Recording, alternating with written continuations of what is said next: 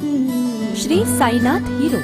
दिल धीरे धीरे धड़के आज होने को है आगाज, सफर पर चलने का बढ़ने का इतना है हौसला, मिटना फासला, मंजिल ने मिल ही जाना है। मैं है हीरो।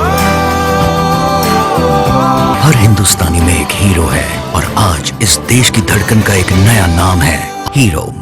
शिक्षकांच्या सेवाविषयक आर्थिक मागण्यांच्या संबंधाने केंद्र व राज्य शासनांची धोरण नकारात्मक आहे। स्थानिक स्वराज्य संस्थांच्या प्राथमिक शाळा विद्यार्थी आणि शिक्षकांच्या प्रश्नांच्या सोडवणुकीकरता 26 नोव्हेंबर रोजी अमरावती जिल्हाधिकारी यांना शिक्षक समितीच्या शिष्टमंडळाने 27 मागण्यांचे निवेदन सादर केले। यावेळी महाराष्ट्र राज्य प्राथमिक शिक्षक समितीच्या वतीने गोकुलदास राऊत जिल्हा अध्यक्ष यांनी जिल्हाधिकारी यांना निवेदन दिले। यावेळी राजेश सावरकर, संभाजी रेवाडे, मनीष काडे, अशोक पारडे, प्रवीणा कोल्हे, सरिता काठोडे, योगिता जिरापुरे, छगन चौधरी, उमेश चुनीकर, संजय बाबरे, प्रमोद रंगे, सचिन राऊत, जयेश्वर बुरघाटे, गजानन कासमपूर, संदीप धांडे, शैलेश दहातोंडे, उज्ज्वल पंचवटे, राकेश काडे प्रामुख्याने उपस्थित होते।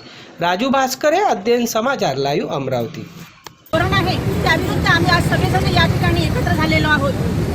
आम्हा 2005 नंतर लागलेल्या कर्मचाऱ्यांना शासनाने अत्यंत अन्याय केलेला आहे। आम्हा लोकांना जुन्या पेन्शनपासून त्यांनी दूर लोटलेला आहे। आमच्या कर्मचाऱ्यांवर जर आज उद्या जर असा प्रसंग आला, काही प्रसंग घडला तर आमचं कुटुंब हे वाऱ्यावर येणार आहे। आमच्या कुटुंबाला कोणी वाली नाही आहे।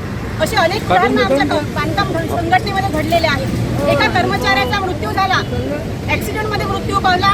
त्या कर्मचाऱ्याला त्याच्या मृत्यूनंतर मिळणारं जे शासनातर्फे जे मिळणारी जी रक्कम होती ती अत्यंत अल्प रक्कम आहे आणि त्यामुळे शासकीय सेवेत असल्यामुळे त्या कर्मचाऱ्यांना आपल्या मुलांना चांगल्या शाळेमध्ये टाकलेलं होतं, तर त्या शाळेतून काढून त्यांना एका साधारण शाळेमध्ये ॲडमिशन घ्यावी लागली। अत्यंत अशी दयनीय परिस्थिती या कुटुंबावर आज ओढवलेली आहे। हे फक्त या शासनाच्या आमच्या विरोधी धोरणामुळे। आम्ही आज शासनाला मागणी करतो की आमच्या कर्मचाऱ्यांसाठी, आमच्या कुटुंबासाठी आम्हाला जुनी पेन्शन ही लागू करावी यासाठी आम्ही आज सगळेजण या ठिकाणी एकत्र आलेलो आहोत। एकच मिशन, एकच मिशन।